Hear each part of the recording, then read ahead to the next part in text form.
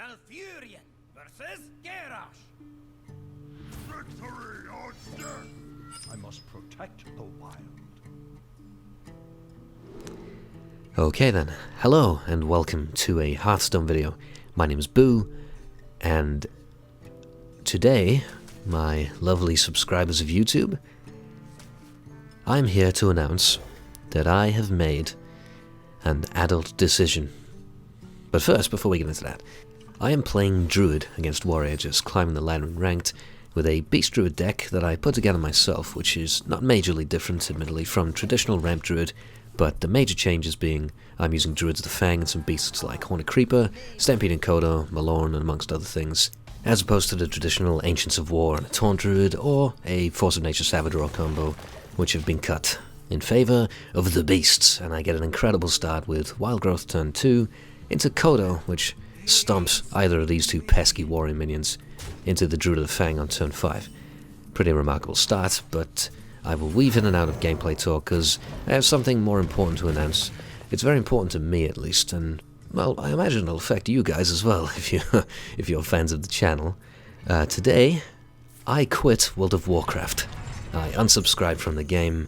I have put behind me the late nights of raiding, and I'm packing it in because I have finally realized that as much as I love World of Warcraft, I love it far too much, and I've invested way too much time, and very awkward time at that, into the game. And let me go back a few steps. It was Brett and Germa who introduced me to the game, and that meant, you know, we'd be playing on a North American server, which is fine by me, you know, I don't mind the ping or anything like that. It's not a big deal. But they stopped playing the game. I wanted to continue playing the game. Unfortunately, you don't just, you know, oh, I'll move over to the EU servers now. Once you've made a character on a realm, it stays on that realm, and that means my characters, you know, I wanted to keep them all on the same server. Naturally, I made 11 characters altogether, got a bunch of them to max level, all on North American servers. As I played more, I joined a guild. I found a guild that I loved, made lots of friends there, and I started raiding with them. Once you start raiding with them, that's on a schedule, by the way. Those are North American times, right? I was raiding from 1 AM to 5 AM, 2 nights a week. And you know, I'm quite a late night person, right? I'd stay up late playing games or whatever, especially because I play with Germa and Brett and Talix a lot. But 1 to 5 on a schedule 2 nights a week is pretty fucking draining, right? As much as I love the raiding, that really takes out of you, and that screwed me up sleep-wise. That fucked up my personal clock, and I raided for over a year, and I'd started raiding just at the end of Throne of Thunder, so as Siege of Orgrimmar started, all the way through Siege, we know how long that lasted if you play World of Warcraft. I did all of High Maul, and now that Blackrock Foundry has come out with Warlords, I have decided to pack it in at this point. So, you know, you get the idea. That's ridiculous. So yeah, packing that in with incredibly mixed feelings. Obviously, I'm happy because I think it's the best decision I could make right now, but at the same time, I love the game, obviously, and it's not just the game that I'm leaving behind a lot of friends that I've made, you know. And I'm co-GM of the guild that I was in. I mean, admittedly, I didn't do a lot of leadership stuff there. You know, I'm an officer and, you know, co-guildmaster, but I was just there when the guild was made, you know. The real guildmaster, she does all the work. She does fucking everything. She's awesome. But yes, that is certainly the trickiest part, leaving behind all the friends I've made there. On the other hand, when I told Brett, Talix, and Germa that I had decided to quit WoW, they all immediately agreed and collectively said, yes, that is the best decision you have ever made. So, in that regard, I feel great about my choice. Because I looked to these 3 friends of mine for help and justification on it, and not only did I get it, I got praise for coming to this decision by myself and taking a step in the right direction. These are the people that are encouraging me to stream. They are the real heroes of any positive activity coming from me. And I tried streaming a few weeks ago, and admittedly it was on very short notice, but a bunch of you came out and it was awesome. For those of you who don't know, like I say, it was on very short notice. I made a video saying, hey, I'm about to stream some Binding of Isaac. for about 2 hours, because I want to get a feel for it. And a bunch of you came out, I really liked it, and I want to do it again. It was such a refreshing way to hang out with viewers. That's exactly what it was. I was just chilling with you guys there, and I've never been able to do that before. You can't do that on YouTube. Not that that's a bad thing. YouTube has a different way of, you know, giving gratification on a good video you've made. Like, you think you've made something good, you feel accomplished when you read the nice comments that you will leave and see the good ratings that you guys have given, and that's a great feeling. With streaming, it's a totally different kind of reward to be able to actually see people talk at you in chat and be able to respond to them directly. I mean, it's like, I spend a lot of time playing Hearthstone, just playing the game, and with streaming, I could be doing the same thing, but while hanging out with other people who want to be there. And that is greatly appealing. I would like to do that again. And I plan to. I think now is the appropriate time, now that I've decided to stop playing WoW, and I can begin this journey that I want to make, playing this game that I love. Well, either Hearthstone or even Binding of Isaac again. That was fun to stream. And doing it all in the company of those of you who would like to be there. There's the dream, right there. And that's what I plan to do tonight, on the 10th of February, I'm going to start midnight my time, which would make 7 PM Eastern, 6 PM Central, and 4 PM... not Western, Pacific, there you go, Pacific time. I've had a lot of practice with my American times, but there is no such thing as Western, I'm pretty sure. Yeah, so there you go. Those are the times I'll be doing it. So just a few hours after this video goes live, I will be streaming Hearthstone. I'm very curious as to how many of you actually play Hearthstone, or at the least are familiar with it and enjoy it. Because that's obviously ideal, but, you know, if neither of those are the case, but you would still like to come along and hang out, then that would be incredible too. On that note, if you don't play this game, or have never played it, I would highly recommend it. It is super fun. Although, I will admit, it is a free-to-play game, but you can really speed up your progress by spending money in the shop and buying cards and packs and stuff.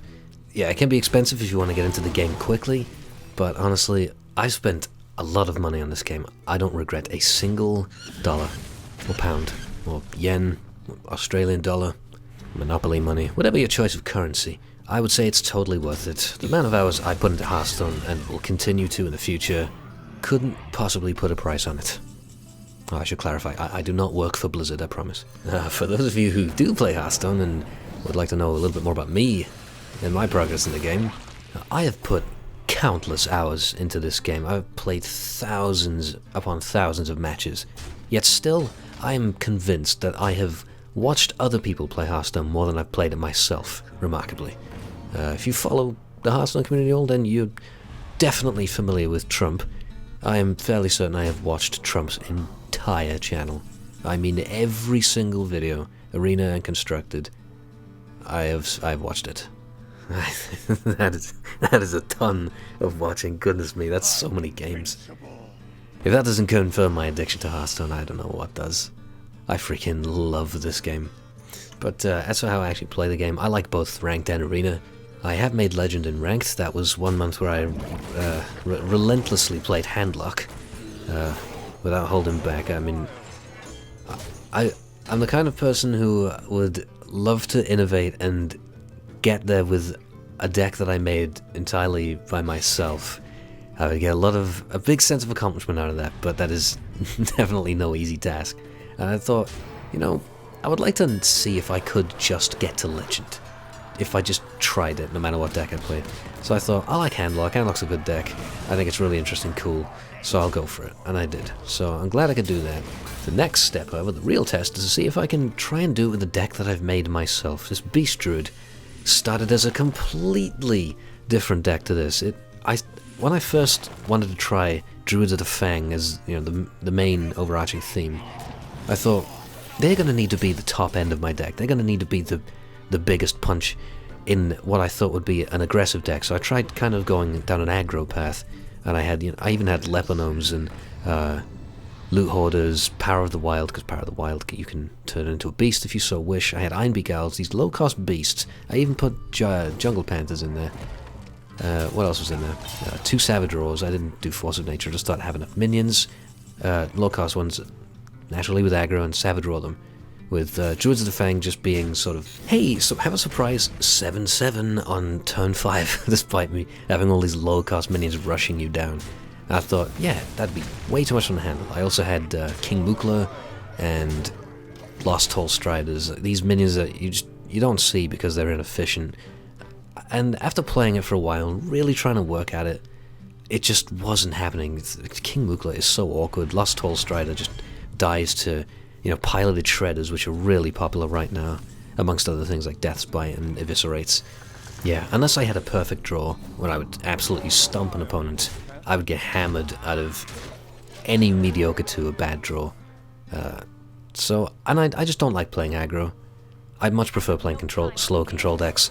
So I started to convert it towards this. I started experimenting with Stranglethorn Tigers, more expensive beasts, and putting in some heavy hitters, Ancients of Law, Dr. Boom, and Sylvanas. Just naturally, they have to go on control decks because they're just that good. Playing a control deck without those cards is just, well, it's gimping yourself. I mean, Dr. Boom is very overpowered and will probably get nerfed. Sylvanas is, just a really strong 6-mana silence check, basically. Yeah, they're pretty run-of-the-mill. They'll find themselves into any control deck, but besides those, I put Malorn in because Malorn is a massive creature and also a beast for the Druid of the Fang synergy. That's the theme of the deck I'm going for. What else did I throw in? Stampede and Kodo, I decided, is a pretty good minion that stomps a lot of key minions in other decks, like Acolyte of Pain, and it bypasses his effects. It stomps Shades of Naxxramas that Druids just put down. It stomps Snow Chuggers, Mech Warpers.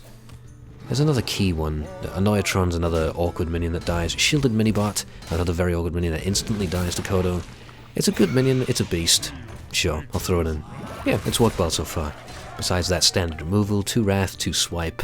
I'm experimenting with Starfire in place of, I forget what I took out, but it was just, I think it was a Stranglethorn Tiger actually. The Tiger made sense thematically, but I had too many fires because I had the 2 Druids of the Fang, 2 Druids of the Claw, and the Kodo.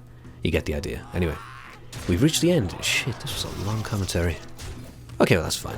We'll close it out by saying thank you very much for watching, and I hope to see some of you over on Twitch later when I begin streaming. I'm gonna go for about 3 hours, but even if you just want to pop in for like 5 minutes tops and just say hi, that'd be great too.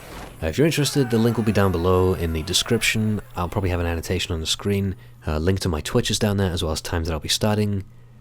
And that'll do it. Alright, thanks for watching, and goodbye for now.